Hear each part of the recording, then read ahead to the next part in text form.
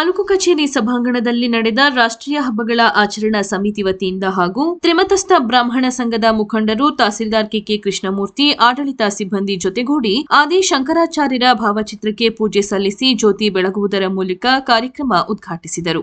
ನಂತರ ಮುಖ್ಯ ಭಾಷಣಕಾರರಾದ ಭಾಸ್ಕರ್ ರವರು ಮಾತನಾಡಿ, ಆತ್ಮ ಮತ್ತು ದೇವರು ಒಂದೇ ಎಂದು ಸೂಚಿಸುವ ಅದ್ವೈತ ತತ್ವವನ್ನು ಹರಡಲು ಅವರು ಮೂಲೆ ಮೂಲೆಗಳಲ್ಲಿ ಅಲೆದಾಡಿದರು. ಅಹಂ ಬ್ರಹ್ಮಾಸ್ಮಿ ಎಂದು ಅವರು ತಮ್ಮ ಶಿಷ್ಯರಿಗೆ ಮತ್ತು ಅನುಯಾಯಿಗಳಿಗೆ ಕಲಿಸಿದರು. ಅವರು ಭಾರತದ 4 ಮೂಲೆಗಳಲ್ಲಿ 4 ಮಠಗಳನ್ನು ಪ್ರಾರಂಭಿಸಿದರು. ಅವುಗಳಲ್ಲಿ ಮುಖ್ಯವಾದದ್ದು ಶೃಂಗೇರಿ ಎಂದು ತಿಳಿಸಿದರು.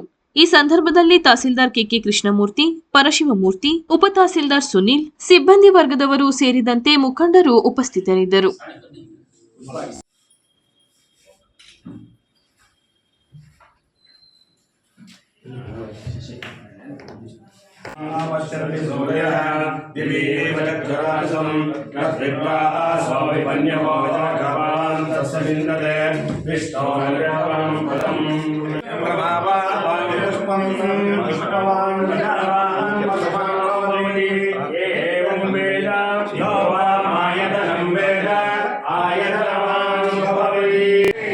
जगद्गुरु शंकराचार्य भगवान की जय। आदि जगद्गुरु शंकराचार्य भगवान की जय। ಅಲ್ಲಿಂದ ಉದ್ಭವ ಆಗಬೇಕು ಆ ರೀತಿ ಮಾಡ್ಕೊಂಡ್ರು. ಒಂದು ಅವರ ಬಾಲ್ಯದ ಅವರ ಮಾತಾಪಿತೃಗಳು ಕಾಲಡಿ ಅಂತ ಅಂತಾರೆ. ಅಲ್ಲಿ ಇವರ ಜನನವಾಗ್ತದೆ ಕೇರಳದ ಬಗ್ಗೆ ಒಂದೆರಡು ಮಾತು. ಪರಶುರಾಮರು ದಶಾವತಾರದಲ್ಲಿ ಒಂದು ಅವತಾರ. ಆ ಪರಶುರಾಮರು ಕೊಡಲಿಯನ್ನೆಲ್ಲ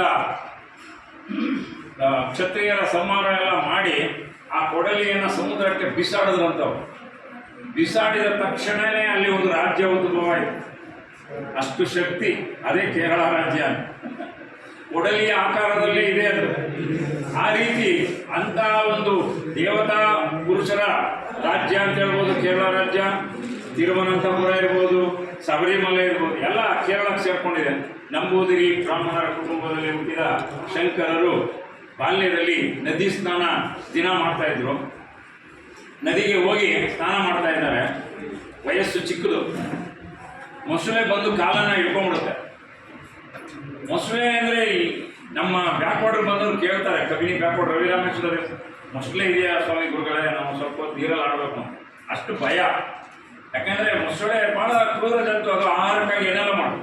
ಶಂಕರರ ಕಾಲನ್ನು ಹಿಡ್ಕೊಂಡ ತಕ್ಷಣ ಶಂಕರರು ಆವಾಗಲೇ ಅವರು ಎಲ್ಲವನ್ನ ಕಲ್ತಿದ್ರು. ಸಾಮಾನ್ಯವಾಗಿ, ಅಮ್ಮ ನನ್ನ ಕಾಲನ್ನು ಮೊಸಳೆ ಹಿಡಿದಿದೆ, ನನ್ನನ್ನು ನುಂಗ್ಬಿಡುತ್ತೆ, ನಾನು ಸನ್ಯಾಸಿ ಆದರೆ ಅದು ಬಿಡುತ್ತಂತೆ ಹೇಳ್ತಾರೆ. ನಾನು ಸನ್ಯಾಸಿ ಆಗಿಬಿಟ್ರೆ ಅದು ಬಿಡುತ್ತಂತೆ ಹೇಳ್ತಾರೆ.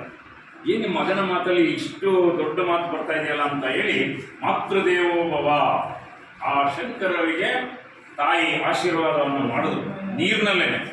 ಅದಕ್ಕೆ ನೋಡಿ, ನೀರಿನಲ್ಲಿ ಕೆಲವು ಕೆಲಸಗಳು ಜಯವಾಗ್ತವೆ. ಸುಮ್ಮನೆ ಎಲ್ಲೆಲ್ಲೋ ಮಾಡೋದಲ್ಲ. ನೀರು ನದಿ ತೀರಕ್ಕೆ ಹೋಗಿ ಅರ್ಘ್ಯ ಕೊಡೋದಾಗಲಿ, ಆ ನದಿಯನ್ನು ಪ್ರೋಕ್ಷಣೆ ಮಾಡಿಕೊಡೋದಾಗಲಿ ಅಂತ ಎಲ್ಲವನ್ನು ನಮಗೆ ಸಿದ್ಧಿ ಆಗಬೇಕಾದ್ರೆ ನದಿ ದರ್ಶನ ಮಾಡಬೇಕು. ಕೆಲಸಕ್ಕೆ ಬಾರದೇ ಇರೋವನ್ನಾಗಿ ಮಾಡೋದು, ಬಡವನನ್ನು ಧನಿಕನನ್ನಾಗಿ ಮಾಡೋದು, ಧನಿಕನನ್ನು ಬಡವನನ್ನಾಗಿ ಮಾಡೋದು ಭಗವಂತ ಕಣ್ಣು ರೆಪ್ಪೆ ತೆಗೆದ್ರೊಳಗೆ ಮಾಡ್ತಾರೆ ಅಂತ ಹೇಳ್ತಾರೆ.